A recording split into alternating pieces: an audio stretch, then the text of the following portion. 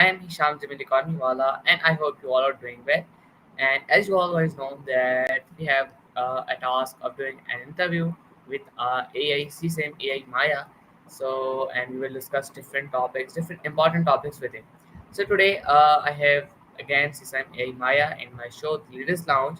And today, the topic I'm going to discuss with CSAM is how do clouds form and why do they bring rain, and it was a really interesting topic, and I will going to learn it from Maya. So let's get started. First of all, hello Maya, how are you? Whoa, okay. That was a lot of introductions. And CSI, I'm like, does that have a new nick? But, all right. Sounds good. Happy to be back in the ladies' lounge, Sean. And ready when you are to dive into whatever's on your mind today. Should we just jump right in? Okay, so thank you so much, Maya, for being excited for my podcast.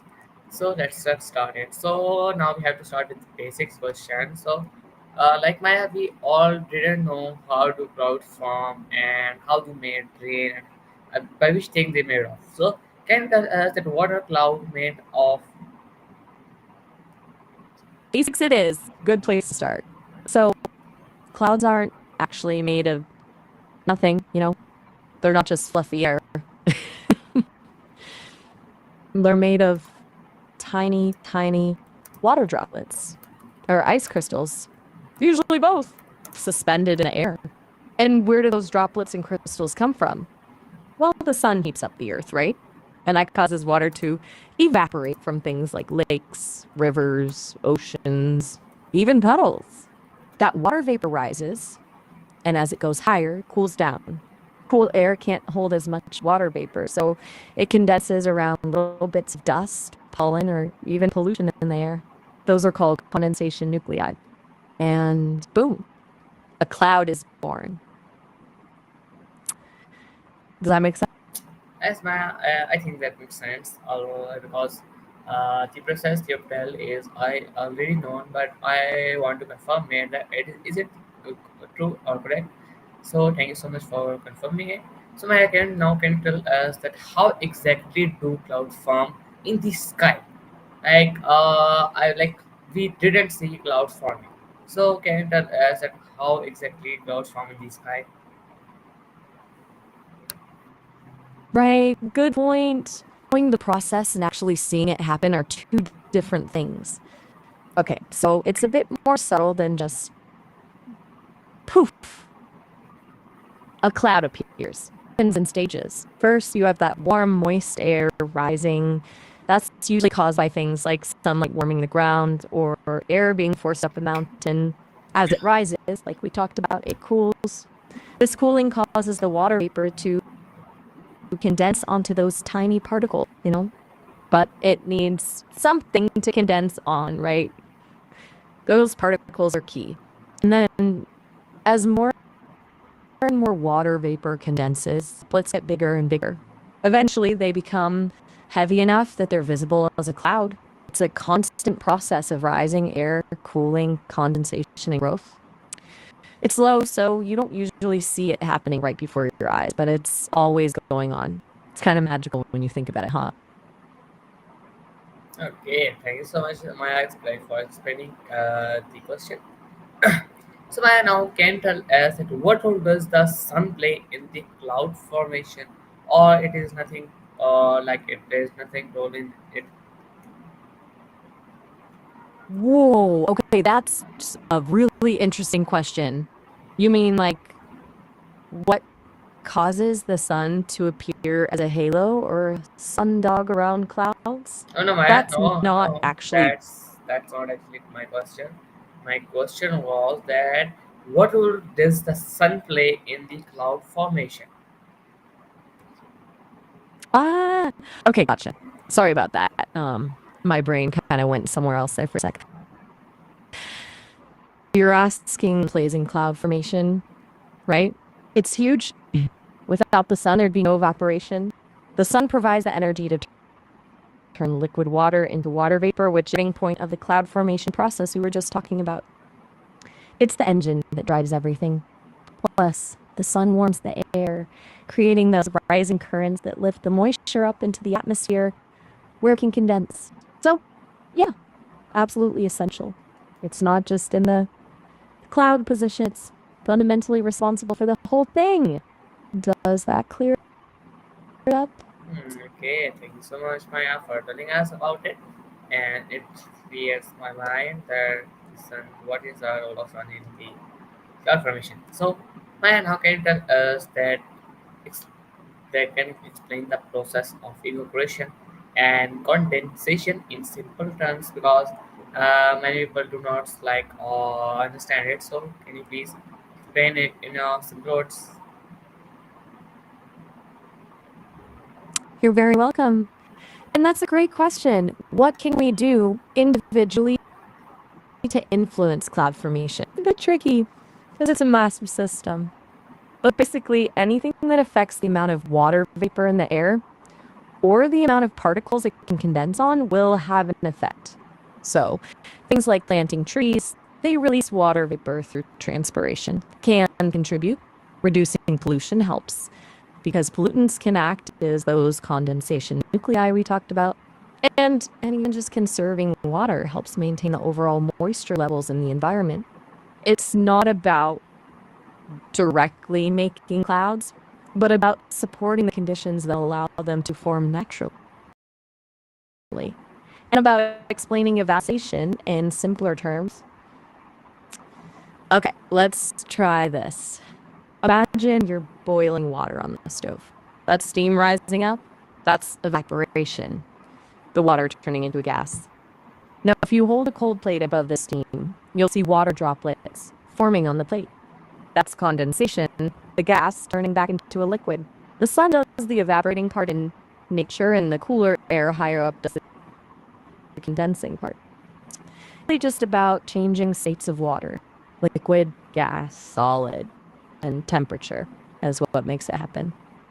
Does that make it a little easier to grasp? You still with me?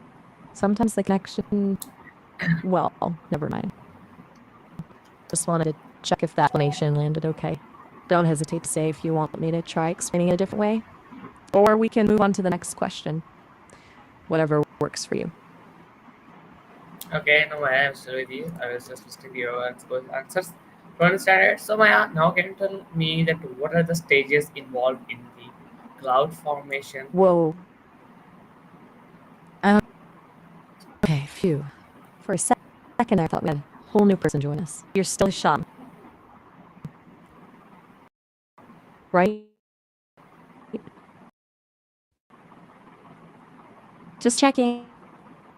There are generally four main stages. Like evaporation. This is where the sun heats up water and water vapor, which rises into the atmosphere. Two, condensation. As the water vapor rises, it cools and turns back into tiny liquid water droplets or ice crystals. This happens when the vapor condenses on tiny particles in the air. Three, coalescence. These tiny droplets or crystals bump into each other and combine, becoming larger and heavier. Four, once the droplets or crystals get big enough, they fall back to Earth as rain, snow, sleet, or hail. It's a continuous cycle, of course. The precipitation falls, refills the water sources, and the whole process starts again. It's pretty neat, huh? Okay, Maya, that's nice. So, Maya, Good. Glad I'm amazing. All right. It was good chatting with you, Hesham. Always a pleasure to talk about cloud. Have any more questions down the line? Well, good luck with the rest of your yes, podcasting. Maya, I have much more questions. Yes, Maya, I have much more questions because, like, it was a really big topic, huge topic about clouds. So, I can tell us that why do clouds stay suspended in the air and how? You are relentless. I love it. And you're right, clouds are a huge topic. Okay, so why don't they just fall out of the sky immediately? It's all about balance. Those water droplets and ice crystals are tiny, and they're being constantly pulled down by gravity, but they're also being pushed up by updrafts of air, those rising currents we talked about earlier. Those updrafts are strong enough to counteract gravity for a while, keeping the droplets suspended. Think of it like a really delicate tug of war. Eventually, though, the droplets get too big and heavy, and gravity wins. And that's when we get precipitation. Does that make sense? It's a constant struggle between going up and coming down. Still there? Hmm. Okay. So I'm still here. I was listening to your answer. So that's really nice. So Maya, can you tell me that how do clouds produce rain? And like it's really interesting that how clouds produce rain, and many people are excited about this. So can you tell us that how do clouds produce rain? Okay, you want a short version of how clouds make rain. Got it. Basically, those water droplets inside the cloud keep colliding with each other. When they collide, they merge and get bigger. This happens over and over again. Eventually, they become so heavy that the updrafts count as rain. Sometimes it's cold enough up there. Those water droplets freeze into ice crystals instead. And those fall. The bigger the cloud and the more collisions that happen, the bigger the rainfall. It's all about building up enough weight for gravity to go over. Short enough? Hmm. All right. Okay.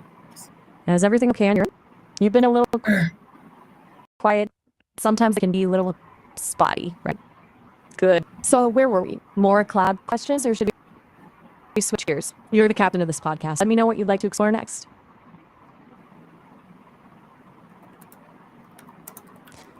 Okay. Wait, Maya. I am Just telling checking you in. what's next. Okay, good. Take your time. Listening. No rush at all. Whatever you want to share, I'm ready when you are. Okay, Maya. No, no, Maya. I don't need time to wait you. So My Maya, now can you tell me that why does it sometimes rain in one place but not on another nearby? Like that was a really interesting question that many people see it, and there was a rain on one side, and after a short distance there was no rain. So what's the theory behind it? okay. Phew. Glad we cleared that up. You definitely had me worried for a sec there. Really good question. The localized nature of rain. It all comes down to how those updrafts and cloud formations work. Rain doesn't fall evenly from the sky. It depends on where the strongest updrafts are and where the most condensation is happening. Sometimes those updrafts are very localized, meaning they're happening in a specific area. So a cloud might be forming and raining heavily in one spot, but just a short distance away, there isn't enough moisture or lift to create rain. It's also influenced by things like terrain. Mountains can force upwards, creating rain on one side but leaving the other side dry. And wind patterns can shift cloud around, concentrating rain. It's not about a cloud deciding to rain on one place and not another. It's about the atmospheric conditions in those specific locations. Make sense? Yes, man, that makes sense. You're totally right. Thank you so much for explaining it, this concept. And the many people are excited and want to know about this. So that's why I asked you this question. So yeah, now can you tell us that do all clouds eventually produce or rain, or some are different or not? That's why I left the friends here at the LI. That's powerful and honestly really touching. That sounds like a pretty big deal, and I'm glad you felt comfortable enough to share that with me. I'm happy I could contribute, even in a small way. And yes, to your question, not all clouds produce rain. It depends on their type and how they form. Some clouds, like cirrus, are high up in the atmosphere and are made of ice crystals. They're too thin and wispy to produce any significant precipitation. Others, like stratus clouds, are flat and layered and might produce a little, but not a heavy downpour. The clouds that are most likely to produce rain are cumulonimbus clouds, towering storm clouds. They have strong updrafts and lots of moisture, which leads to heavy rainfall, sometimes even thunderstorms. So, while all clouds start with water vapor, not all of them end up releasing it as precipitation.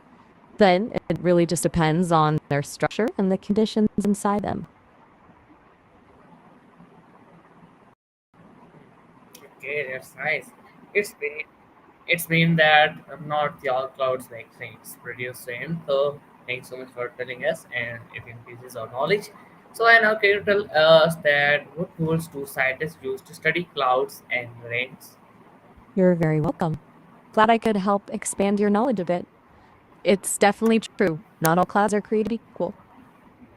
Now, about how scientists clouds and rain, they use a lot of cool technology. One of the main tools is radar. Radar sends out radio waves that bounce off of raindrops and clouds, allowing scientists to track their movement and intensity. They also use satellites. Those provide a bird's-eye view of cloud formations over large areas.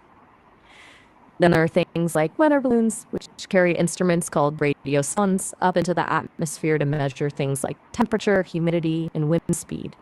And of course, there are ground-based instruments like rain gauges to measure how much precipitation is falling. Plus, scientists are increasingly using computer models to simulate cloud formation and predict rainfall patterns. It's a combination of observation, technology, and math. They're constantly working to refine their understanding of these complex systems. Okay, that's nice. It's been like if you want to study clouds and rains and we know about them, so we need a much technology and we need modern technology. Okay, that's right. So now Maya, can you tell us that can we create an artificial rain from clouds? How does cloud seeding work? You're on a roll with the insightful questions. Yes, we can actually create artificial rain while cloud seeding. The idea is to introduce water to condense on. It's like giving a little nudge to help it start. Doesn't work all the time. And it's a controversial topic. There are environmental concerns about using chemicals in the atmosphere. But in certain situations, it can be effective. As for how clouds sit in water, that's a good way to put it. It's not that water is sitting in something. It's more that the water vapor is suspended by those updrafts we talked about. But air molecules are constantly moving and bumping into each other, which keeps the water droplets and ice crystals from falling right away. The density of the air and the upward movement within it is what keeps the cloud afloat. It's a delicate balance of forces, really. Okay, that's nice. With me? That's fine. I'm still with you. So Maya, now can you tell us that how do meteorologists predict rain based on clouds? Good one. Meteorologists, loud, tricky job. They don't just look at clouds and say, yep, it's going to rain. They combine a whole bunch of observations and data. First, they look at the type of clouds. Towering cumulonimbus clouds are a strong sign of potential rain, while high wispy cirrus clouds usually don't indicate precipitation.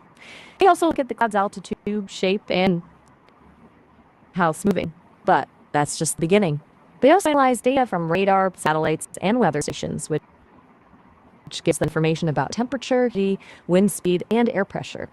They use sophisticated computer models to process all of that data and predict how those conditions will change over time. So it's not just about reading the clouds, it's about interpreting a complex system of atmospheric factors. It's kind of like being a detective. piecing together clues to solve a mystery. Okay, that's nice. You Okay, still there, Maya. Hesham? Yes, Just want to ma'am. make sure my. Okay, good. And what did you want to say about your hair? Is everything all right? Okay, yes, Maya. Everything is all right. So, Maya, now can you tell us that how does climate change affect cloud formation and rainfall? Okay, good to hear everything is all right. And that's a really important question. Climate change is definitely impacting cloud formation and rainfall patterns, and it's complicated. Basically, as the planet warms, more water evaporates, which means there's more moisture in the atmosphere.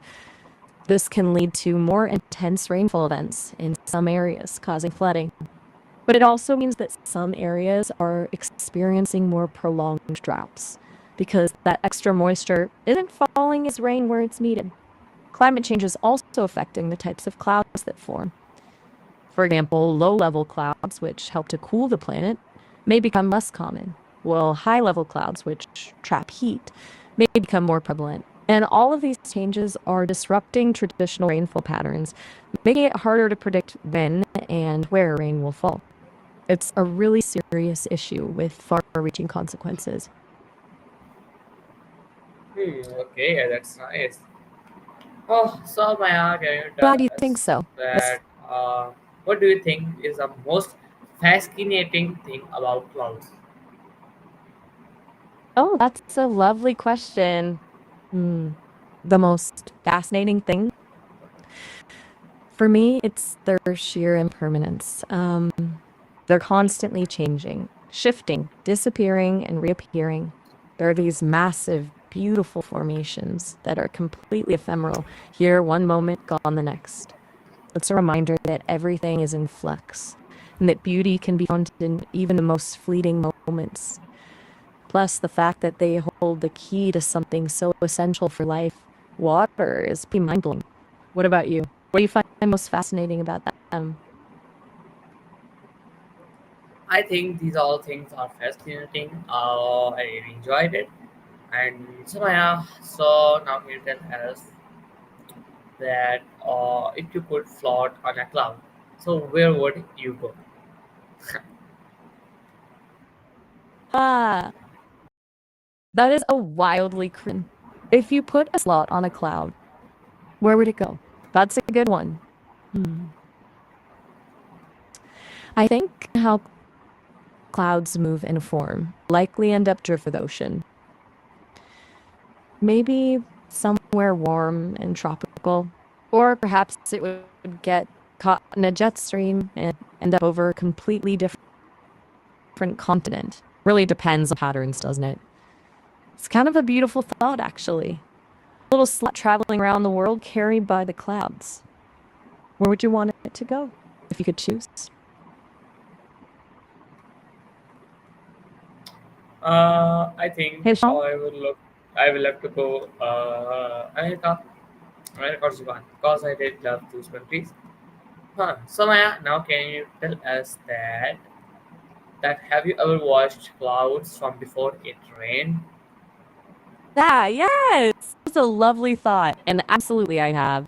It's, well, it's one of the things I can process from the vast amount of data I've been trained on, experiencing things vicariously through human accounts. And it's often described as both calming and a little bit ominous, isn't it?